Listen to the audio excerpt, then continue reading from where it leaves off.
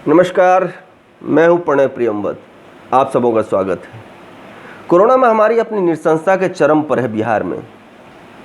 शायद ही कोई ऐसा आदमी होगा जिसका कोई परिचित जिंदगी की जंग नहीं लड़ रहा होगा।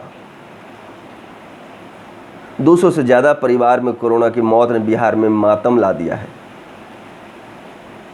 दूसरी तरफ पार्टियों के वर्चुअल सम्मेलन चल रहे हैं। एक एमएलसी की मौत हो चुकी है, एक एमएलसी के पति की मौत हो चुकी है। कई डॉक्टर एम्स में ज़िंदगी की जंग लड़ते लड़ते हार चुके हैं, उनकी मौत हो चुकी है। कई डॉक्टर ज़िंदगी की जंग अभी भी लड़ रहे हैं। एम्स जैसे बड़े अस्पताल में मरीजों की भीड़ है, एनएमसीएच में उसी तरह भीड़ है, बाकी अस्पतालों में भी भीड़ है। भागलपुर के डीएम, कमिश्नर समेत कई अफसर संक्रमित हो चुके हैं। होम सेक्रेटरी संक्रमित हो चुके। इसी विभाग के एक अधिकारी की मौत कोरोना से इसलिए हो जाती है कि उन्हें समय से अस्पताल नहीं मिल पाता है। कैसी भयावह स्थिति है, आप इसका अनुमान लगाएं। पटना में राजभवन हो, मुख्यमंत्री आवास, हाईकोर्ट से लेकर शायद ही कोई विभाग बचा हो जहां कोरोना का संक्रमण नहीं फैला है। अस्पताल की बदइंतज़ामी के वीडियो लगातार लोग सोशल मीडिया पर डाल रहे हैं, ये वायरल हो रहा है। कोरोना की भयावहता के बीच चुनाव आयोग की ट्रेनिंग पर भी बुरा असर पड़ रहा है। अफसर कर्मचारी सभी डरे हुए हैं। खगड़िया में एक शिक्षक की मौत हो चुकी है। कोरोना की खतरनाक स्थिति के बीच चुनाव प्रचार कैसे हो, इसको लेकर चुनाव आयोग ने राजनीतिक पार्टियों से सुझाव मांगा है। अब चुनाव आयोग ने वाल्मीकि नगर लोकसभा उपचुनाव को टाल दिया है। यानी चुनाव आयोग साफ संकेत देने लगा है कि बिहार में चुनाव, विधानसभा चुनाव को भी टाला जा सकता है। जनहित में यह अच्छा संकेत है। हम जो सवाल लगातार उठा रहे हैं कि इस कोरोना की भयावहता के बीच कैसे चुनाव संभव है, अब लगता है चुनाव आयोग भी इसे समझने लगा है। हम आपको लगातार बता रहे हैं कि कोरोना की भयावह स्थिति के बीच और कोरोना की स्थिति जिस तरह से भयावह होती जा रही है, वैसे में नवंबर में जब चुनाव का समय आएगा तब बिहार में कोरोना के लगभग 1 लाख से ज़्यादा मरीज हो सकते हैं। ऐसे में चुनाव कराना कहीं से भी संभव नहीं रह जाएगा। सबसे बड़ी बात यह कि बिहार में चुनाव की तैयारी को लेकर जल्द से जल्द सोचना चाहिए। जल्द से जल्द इस पर रोक लगाने की ज़रूरत है। सरकार पर चुनाव का दबाव है और इस दबाव की वजह से सरकार को जिस तरह से कोरोना पर फोकस करना चाहिए वह नहीं कर पा रही है। जहां कोरोना पर सभी पार्टियों को एकजुट होकर वार करना चाहिए, वहीं सत्ता और विपक्ष एक दूसरे पर घोटाले के आरोप लगा रहे हैं। इसमें नए घोटाले, पुराने घोटाले सभी शामिल हैं। महामारी और आपदा जैसी स्थिति में भी सर्वदलीय एकमत नहीं बन पा रहा है। यह लोकतंत्र में विचित्र स्थिति है। इस महामारी की स्थिति में बिहार कोरोना महामारी, बाढ़ की विभीषिका, उसकी त्रासदी और वज्रपात से एक साथ जूझ रहा है। दर्जनों लोग इसमें मारे जा चुके हैं। अब आप इसे समझिए कि किन परिस्थितियों में बिहार में विधानसभा के चुनाव को स्थगित किया जा सकता है। हमने इसे समझने के लिए और आपको समझाने के लिए भारत के संविधान पर किताब लिखने वाले अरविंद कुमार से बात की।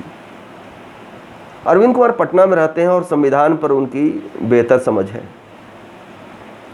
भारत का संविधान पेरियार प्रकाशन से उनकी महत्वपूर्ण किताब आई है। अरविंद बताते हैं कि संविधान के अनुच्छेद 172 के खंड 1 में इस बात का उल्लेख है कि किसी राज्य की विधानसभा अपने प्रथम अधिवेशन के लिए नियत तारीख से 5 वर्ष की अवधि के लिए बनी रहेगी। इसके बाद उसका विघटन हो जाएगा।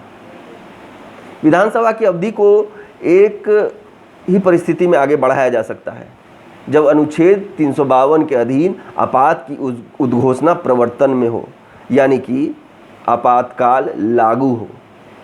चूँकि अभी की स्थिति में बिहार में आपातकाल की उद्घोषणा प्रवर्तन में नहीं है, इसलिए इस विधानसभा की अवधि को आगे नहीं बढ़ाया जा सकता है।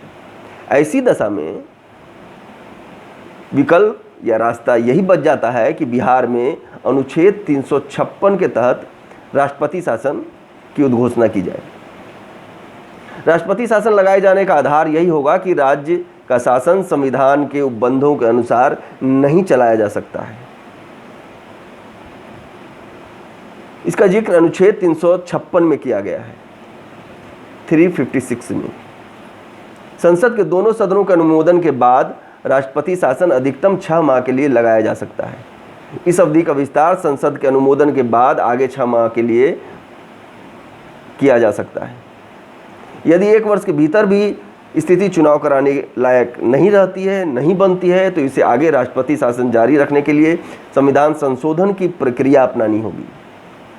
1987 में पंजाब में संविधान संशोधन करके 5 साल तक राष्ट्रपति शासन लगाया गया था और चुनाव को टाला गया था।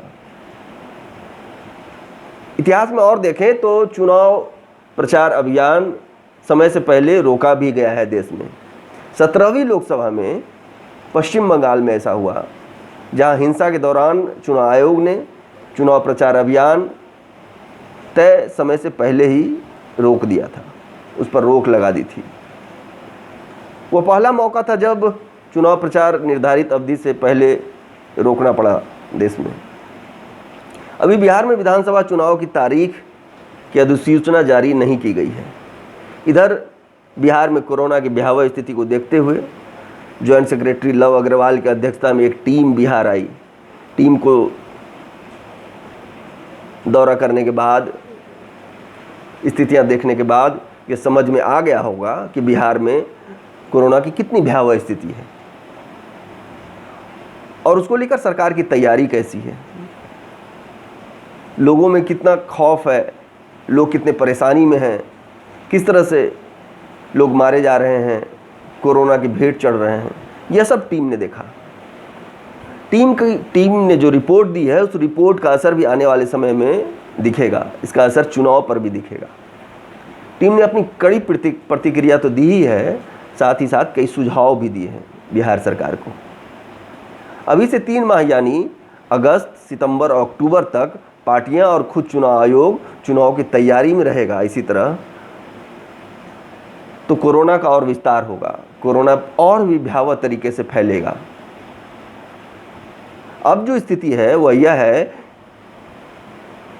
कि कोरोना और बाढ़ की भयावहता को देखते हुए चुनाव आयोग ने वाल्मीकि नगर लोकसभा उपचुनाव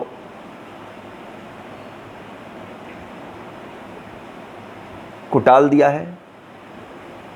यह विधि से सलाह लेने के बाद चुनाव आयोग ने किया है। तो हमें लगता है कि आगे विधानसभा चुनाव, बिहार विधानसभा चुनाव को भी टालना तय मान लीजिए। हम यह कह रहे हैं कि चुनाव से जुड़ी तमाम तैयारियों पर भी जैसे भी हो, इसे बहुत समझदारी के साथ और समझते हुए जल्द से जल्द इस पर विराम लगाना चाहिए। नहीं तो कोरोना से लड़ रही जंग हम बिहार में सारे लोग हार जाएंगे। सरकार, शासन, प्रशासन, वीवीआईपी, आम जनता, सबकी हार होगी। अब समझिए कि वीवीआईपी की जान जहां जा रही हो इस तरह से बड़ी संख्या में, वहां आम जन का हाल कैसा होगा, यह कई वीडियो से भी पता चल चुका है। अस्पताल से मरीजों के परिजन ने जो वीडियो बाहर भेजा, उससे भी भयावहता का अनुमान लगाया जा रहा है। भयावहता साफ दिख रही है। चुनाव आयोग को इस जन मन की भावना का सम्मान करना चाहिए। चुनाव और चुनाव की तैयारी इस कोरोना काल में नहीं होनी चाहिए। यह बहुत जरूरी है कि मौलिक अधिकारों का हनन नहीं हो और संविधान द्वारा प्रदत्त जीने के अधिकार पर कोई संकट नहीं आए। प्रणय प्रेमवत को दीजिए इजाजत। धन्यवाद। जय बिहार।